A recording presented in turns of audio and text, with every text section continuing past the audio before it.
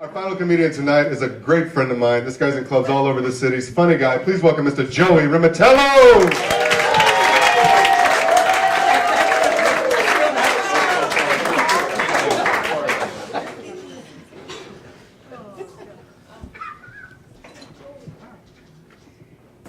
You're looking at a 54-year-old man who still has wet dreams. Yeah, I'm very concerned about this. So naturally, I Googled, is it normal for a 54-year-old man to still have wet dreams? It is normal for a young adolescent male to have wet dreams if he has not gone through puberty yet. That explains it. That explains my size.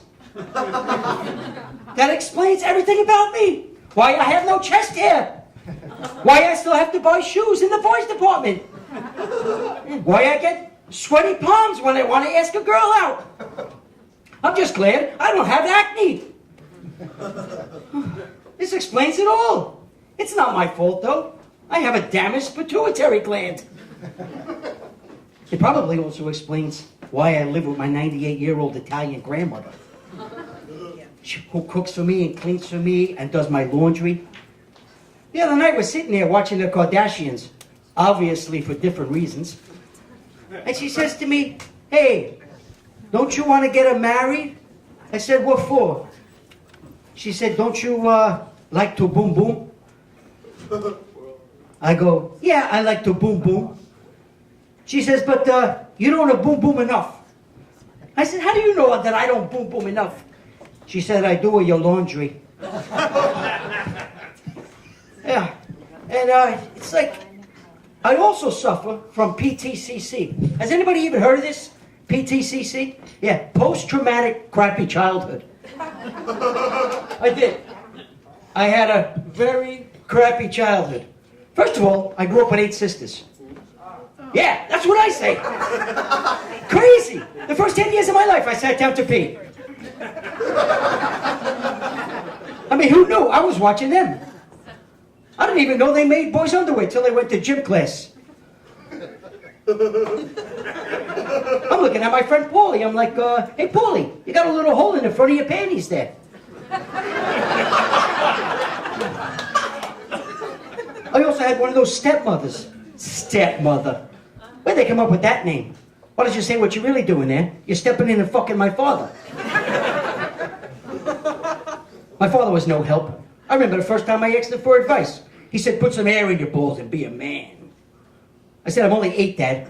I don't know how that's going to help me name my new puppy that you just bought me." I'm lucky, though. I didn't have just my parents to rely on. I had a lot of drugs and alcohol. And I love doing drugs, too. I'm not going to lie to you. Especially that cocaine and crack. I love the whole process of cooking the cocaine. You know, because I'm Italian.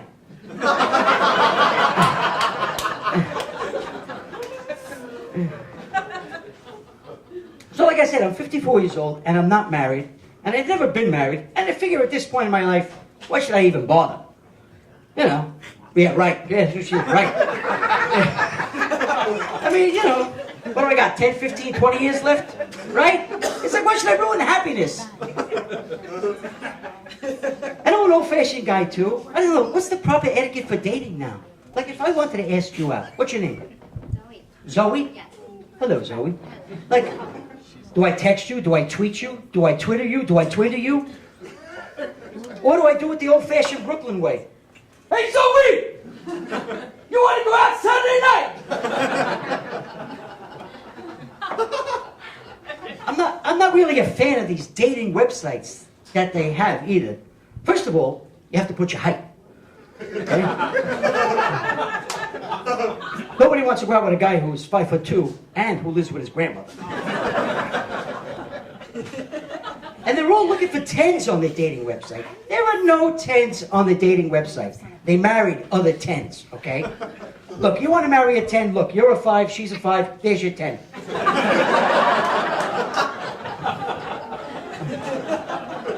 Don't get me wrong, I have looked on these dating websites. They have this one dating website for people over 50 now. It's called OurTime.com. Has anybody even heard of this? Yeah, OurTime.com. I'm looking at these profiles. It's more like outoftime.com. I mean, it's one woman, 66 years old. She's looking for love. I don't think she's looking for love. I think she's looking for somebody to help her out of the bathtub. And then rub Ben Gay on her back.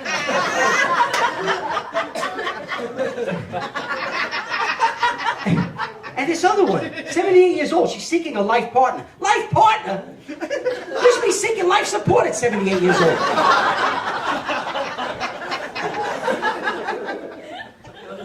I'll tell you about my last relationship. My last relationship was 7 years. Okay, that was a good run, right? 7 years. She was Italian, they were a little crazy. And, but I would go there for Sunday dinner, and they were like, always screaming at the mother. What are you, crazy? That's not the right spoon for the lasagna. Oh, and look what you did to the fruit. You cut the cantaloupe too big.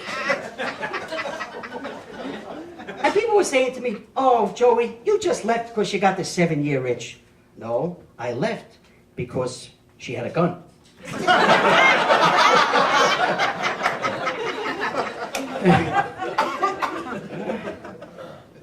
Now, I do meet a lot of women at my job. You know, I meet a lot of transient women who come into my job, but I'm afraid to ask them out. Okay. First of all, I don't want my boss to lose any customers. All right. Second of all is I have to wear this hat all day long. Okay. So like Zoe. Okay. Like, hey Zoe, how you doing? How are you? I mean, would you go out with me if I asked you if I was wearing this hat? No, yes, see? I have no future with Zoe. Right? This hat really doesn't do a lot for my self-esteem. This hat basically says, this guy screwed up somewhere along the line. Okay? There's a big career move there somewhere. But Zoe, if you and I ever do go out, I just want to tell you something, okay? Sex, it's not a priority in my life anymore, okay? I need food and sleep, okay?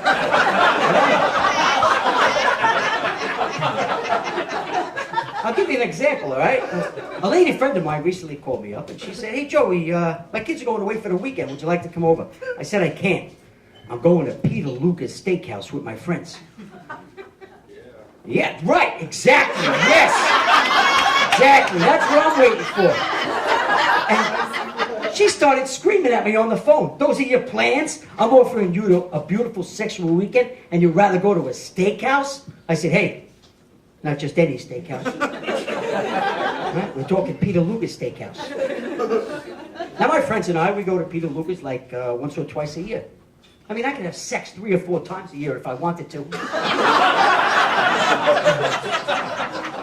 As a matter of fact, I can go like 300 to 400 days without sex now. I become a sexual camel. I can't go 300 to 400 days without Peter Luger's Steakhouse. Not really sure if you guys caught on, but I'm a little immature for my age.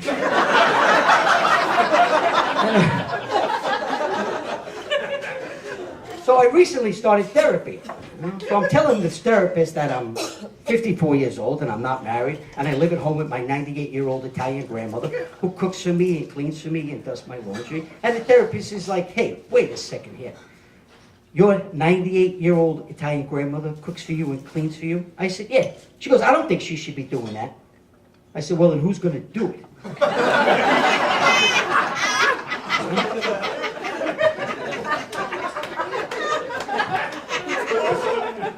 I'm not really a well-educated man either, okay? You know, you can see by this hat, Zoe, that I didn't go to Harvard, okay? I hardly went to school, and I did go to this theater class that I liked. It was a nice theater class that I enjoyed, right? But then they started talking about this guy Shakespeare. I mean, with all these crazy quotes. To be or not to be. Hey, I'm from Brooklyn. It's to be or it ain't.